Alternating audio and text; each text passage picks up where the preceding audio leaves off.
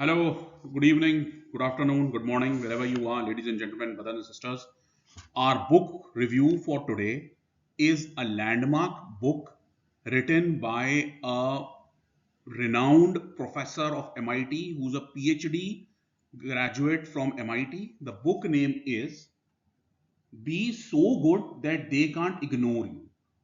So good that you uh, be so good they can't ignore you. This is the book's name. Highly recommended book written by Newport, who is an MIT professor. I have earlier reviewed his book, Deep Work, and again that was got a lot of appreciation, and that's why I'm reviewing his second book, Be So Good They Can't Ignore You, which is written basically it's a productivity book for working professionals. So let's see what are the takeaways. And by the way, as a matter of introduction, I'm Khurram Zahir Chishti. I'm a certified NLP coach. Besides being a FRM, FMVA, CBCA, SCR, and AFM. And so let's start with a book review. Challenging the passion narrative. We have often heard, always heard, follow your passion, follow your passion, follow your passion. Now, this concept, Carl Newport negates it. Why? Here it is. First of all, the biggest career lie why passion first advice fail. Often you have heard follow your passion, and people actually don't know their passion or they mistake their passion, or their passion is not something when they follow, then they realize that probably there is not in terms of monetary value that is there. So why does he feel that this thing fails? The reason being we have instead of it's not passion first, it's you work first and work whatever the work that you're given, you work with your full enthusiasm, full determination, and your passion will come out itself. So it is you work first with full enthusiasm, full determination, giving you 110%, and then your passion comes, and you derive your passion by working diligently at a task. If you keep seeking passion, you will keep biting, trying it out everything. If you, which my passion, what's my passion? Instead, whatever is given to you, whatever in your place, do that with your full capacity, and you will discover your passion therein. Second is reframing the core career question. Shift from emotion to value. Replacing emotional job satisfaction question with measurable value building questions improves career clarity and progress. What author is saying is that instead of being emotional about it, oh, I'm not finding it interesting, oh, I'm not finding it exciting, oh, so keep these emotions apart. You just see how and where you can add value, and once you start adding value, the emotional aspect will take care of itself. You will take interest in your work, and you'll give a higher quality output. Building value through skills. Value grows by acquiring skills, solving problems, and consistently executing tasks which lead to career momentum.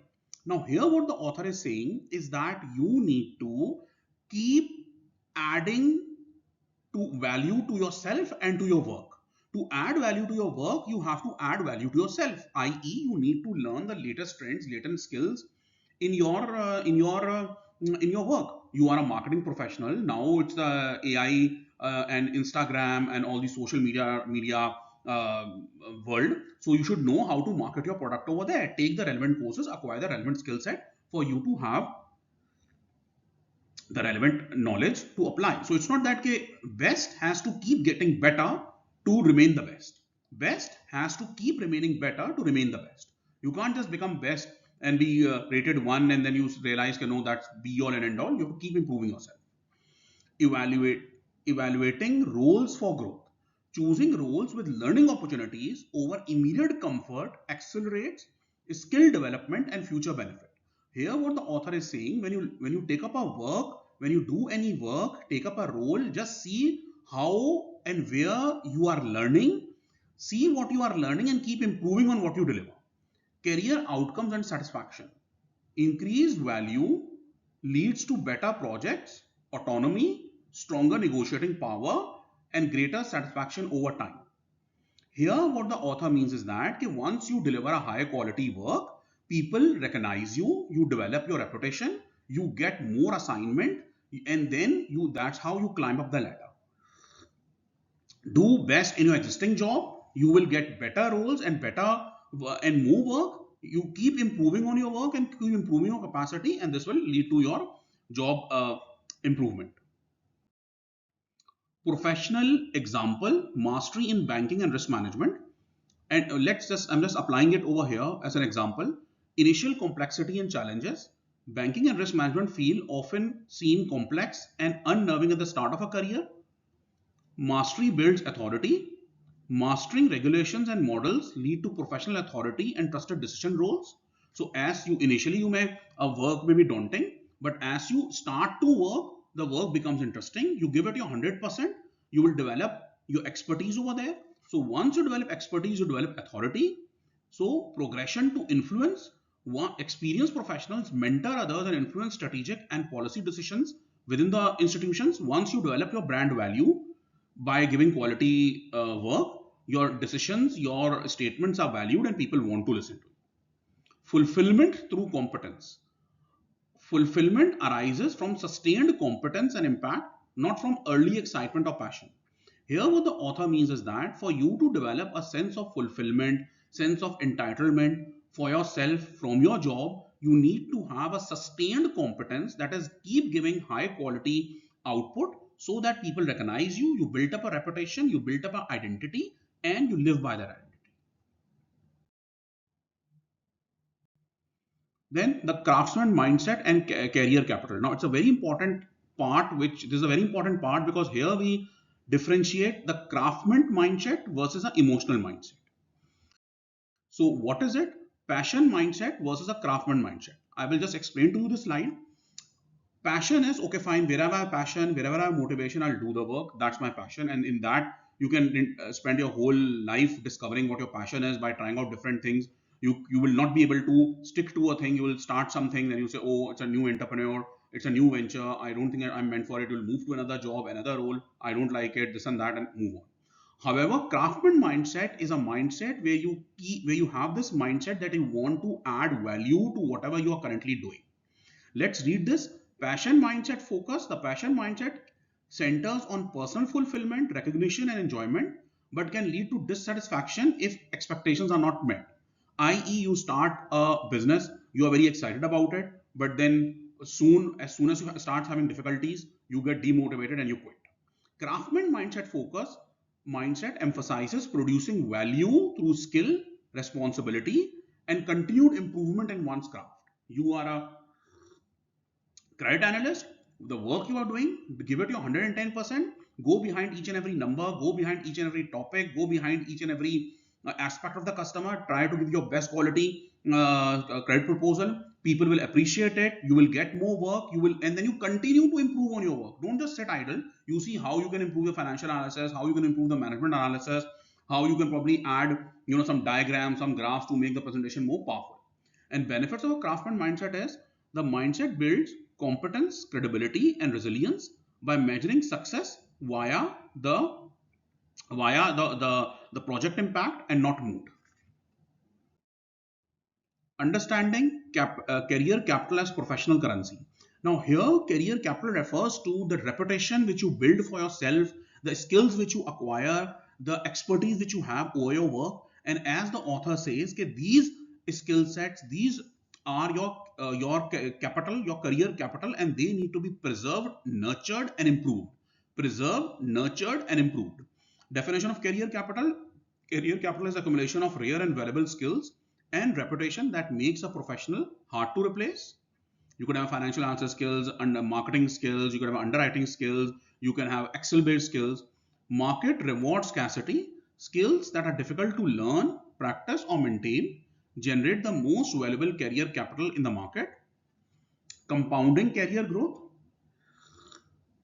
Career accumulation as successful projects boost reputation, leading to better opportunities and stronger expertise. Long-term positioning, focusing on career capital, investing in lasting habits that withstand economic and organization changes. You need to develop the skills that make you best at your work, which will add to your value and add to your credibility. Now, concrete examples of career capital across industries. Okay, these are the examples are given. Career capital in banking, these skills includes expertise in restructuring, credit analysis, regulatory knowledge. Career capital in consulting would be strategic problem solving, industry specialization, executive level communication. Career capital in technology would be involves around software engineering, AI, cyber analytics, and cloud architecture. Building depth for success, professionals who build deep specialized skills advance faster than those pursuing surface level variety across industries.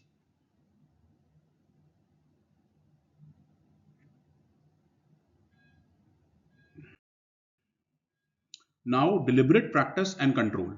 Deliberate, again, very important concept which he has touched in his earlier book as well, Deep Work, where he says that deliberate practice is primarily how the hours you dedicate to learning a craft.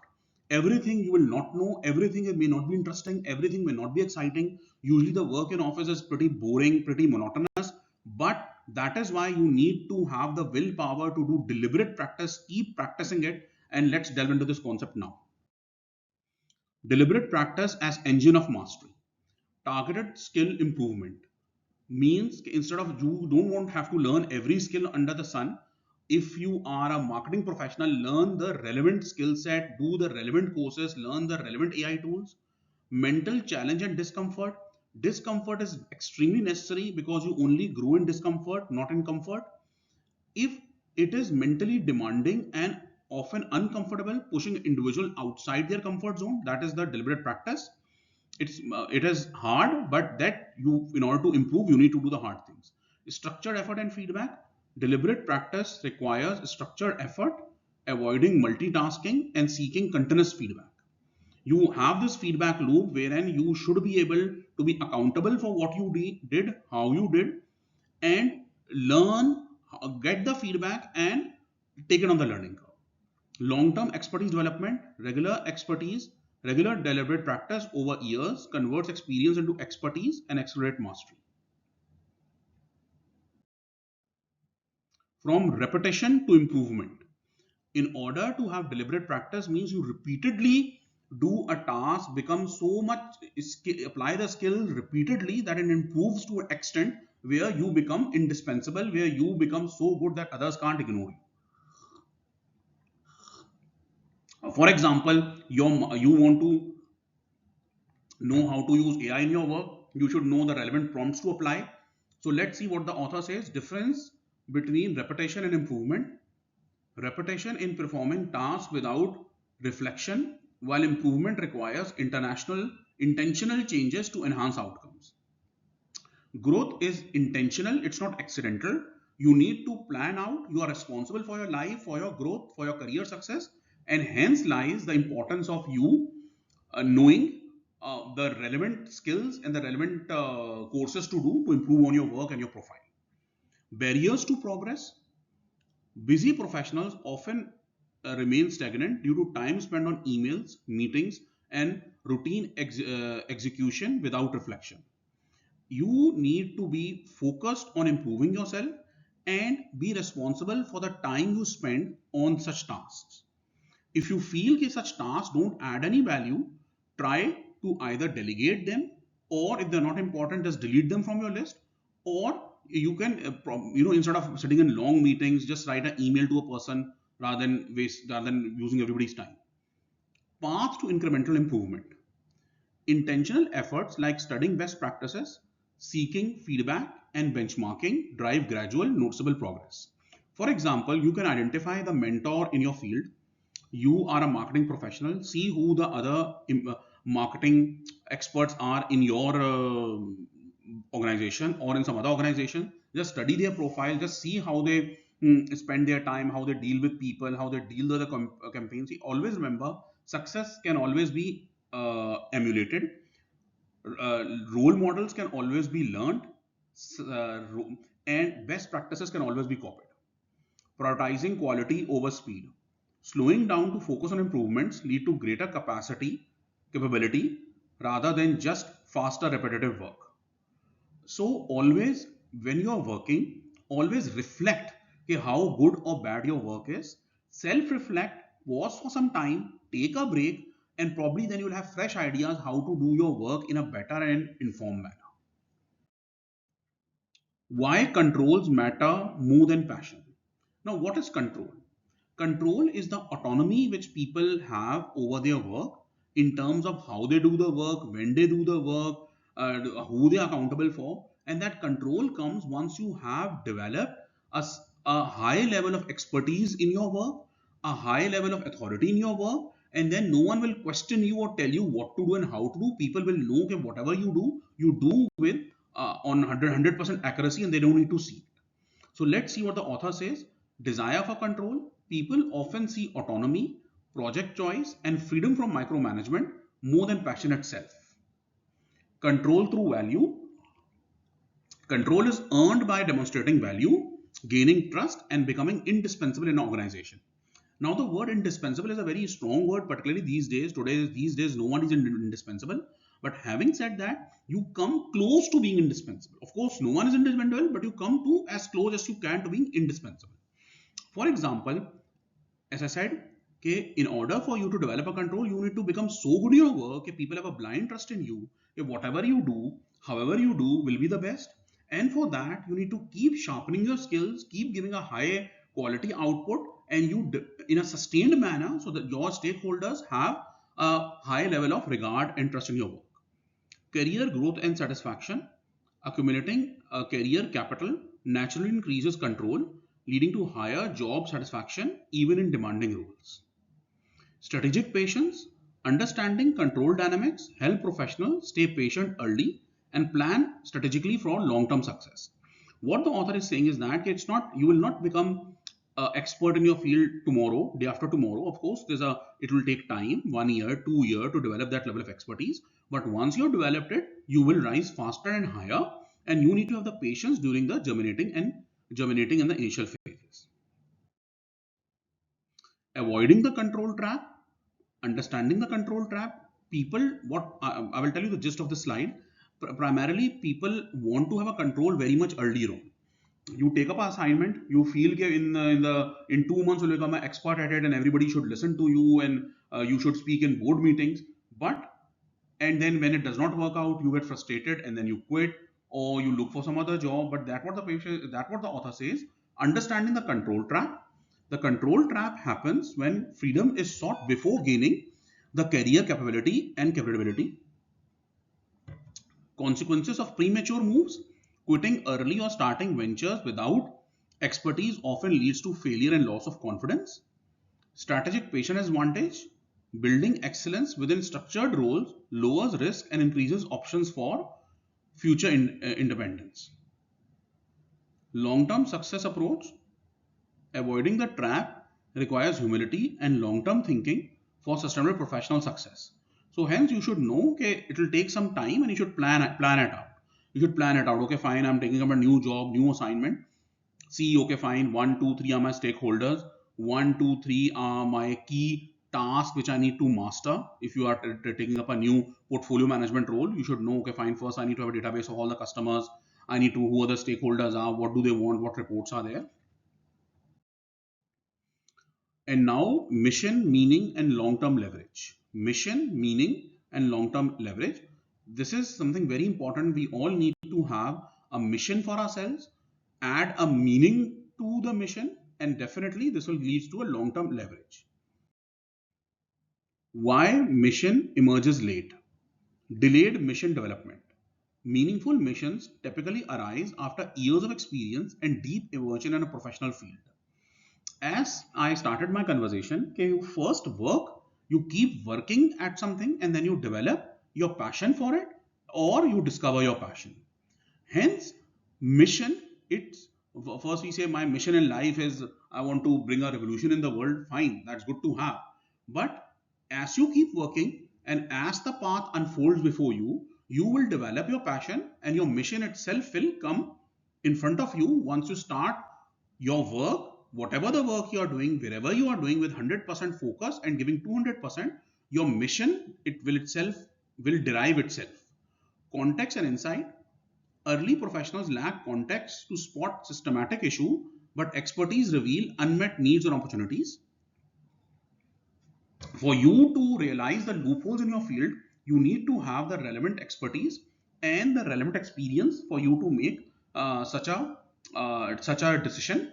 So hence, this is where the importance of developing expertise in your area and giving time to your area lies. Mission discovered internally.